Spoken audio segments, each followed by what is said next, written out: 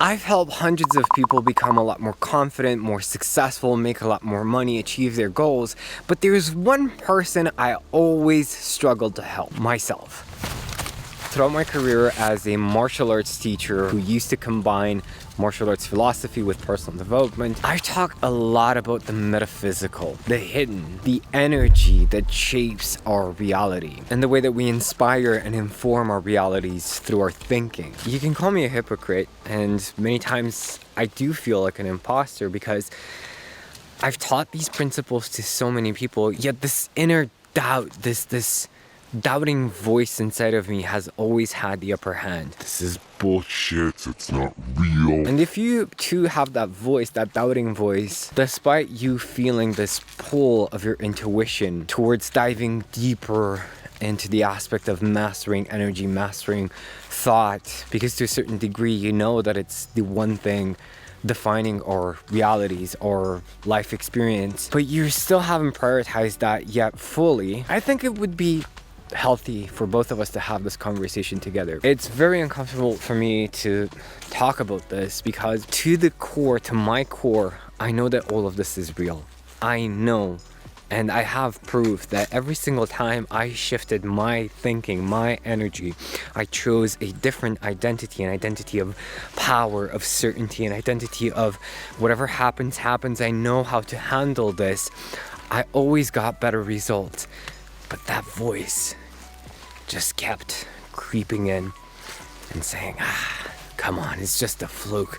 It's just a coincidence. It's not real. You're lying to yourself. You're lying to other people. And you know what? I'm tired of that voice. Part of the reason why I'm making this video in the woods with Thor. Thor's over there. I don't know if you can see him. Thor! There he is. Hey, boy! Being chill and relaxed right now. He can be a very stubborn wolf, like his owner. And I think actually that's the thing, you know, part of me holding on to that voice, that doubting energy, is my stubbornness, is my reluctancy to trust other people. Because it's like right now there's millions of sources that say energy is what actually defines matter. It's all energy, and we influence this material field with our energetic field. There's an abundance of sources, but my stubbornness is still holding me back from fully believing it. I'm tired of being in this situation. In Romanian we say cucurundo lutre. It's like having your ass in two boats at the same time.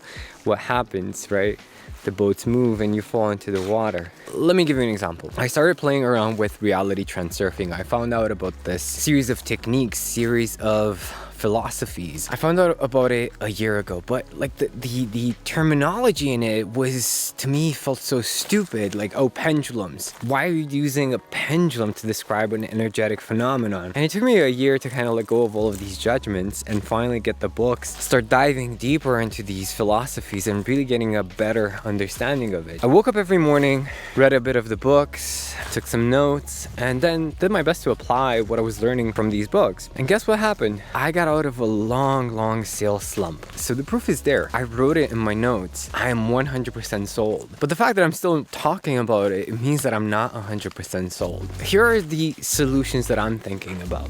The solutions that I've been implementing recently to bring forth that version of me who can play around with energy consciously, not just unconsciously. I've defined the person that I'm growing into. I have an alarm on my phone that goes off every hour, and when that alarm goes off, I say to myself, I am this Bogdan. I do my best to choose that version of me consciously, and funny enough, whenever I say that affirmation, I just feel this swell of positive energy, and anything that was stressing me out in that moment just fades away. Very powerful. And the second thing that I want to do to further crystallize this new identity is talking about it. Part of it is making this video, talking more about it with my friends, teaching it. I realized this in my martial arts journey. When I started teaching the martial art was the moment when I really started to understand it. And the third thing that I want to do is be a lot more conscious of that doubting voice, because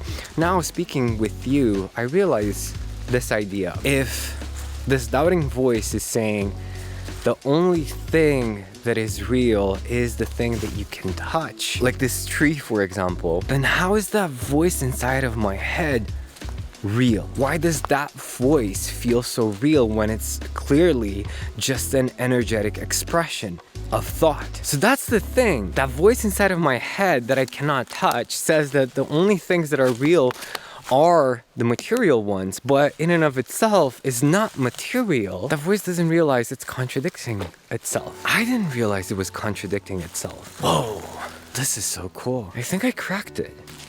This is the insight. If an energy inside of my head feels so real, then that only means that the only thing that is real is energy.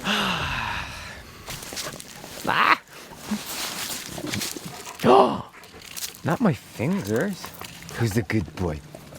Look, I just want to say thank you for being here, sticking around, and giving me the opportunity to speak my mind. Because without you being on this channel, I wouldn't have been motivated to make this video today, and I most probably wouldn't have had this insight. Thank you, and I hope listening to my story was helpful for you too. And if you've enjoyed this conversation, you're probably going to also enjoy this video where I connected with my higher self and used the power of AI to fix my lead generation. Let me know your thoughts and let me know what insights you got from today's conversation.